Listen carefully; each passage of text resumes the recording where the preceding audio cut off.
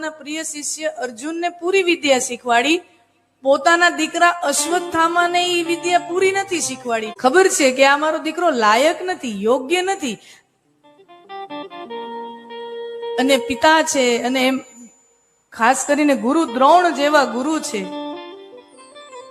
લાયકાત વગર તો વિદ્યા અપાય નહીં. હા, વિદ્યા તો એક મોટું હથિયાર છે, પદ એક મોટું હથિયાર છે, વિદ્યા મોટું હથિયાર છે. જેને તેને અપાઈ જાય તો એ વિદ્યા વિનાશ કરી નાખે.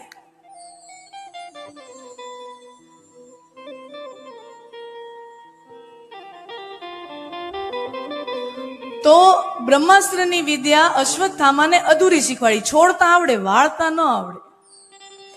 અને અશ્વત્થામાને વેર ખરો ને પાંડવોથી, દુર્યોધનને 100 ભાઈઓને માર્યા, અને એના મિત્ર છે અશ્વત્થામા, એટલે પાંડવો તરફ વેર ખરો.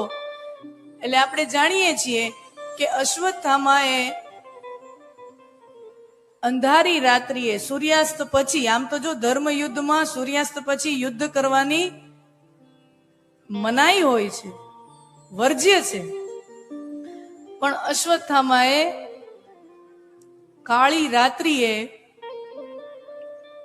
પાંડવોની છાવણીમાં જઈને 5 પુરુષો સૂતા હોય છે, એને 5 પાંડવો સમજી અને એને ઈ સૂતા પુરુષોને એની હત્યા, એનો વધ કરી નાખે છે પાંડવો સમજીને. આપણે જાણીએ છીએ કે 5 પાંડવો નહોતા, 5 ભાઈઓના, 5 પાંડવોના 5 પુત્રો હતા. દ્રૌપદીના 5 પુત્રો છે.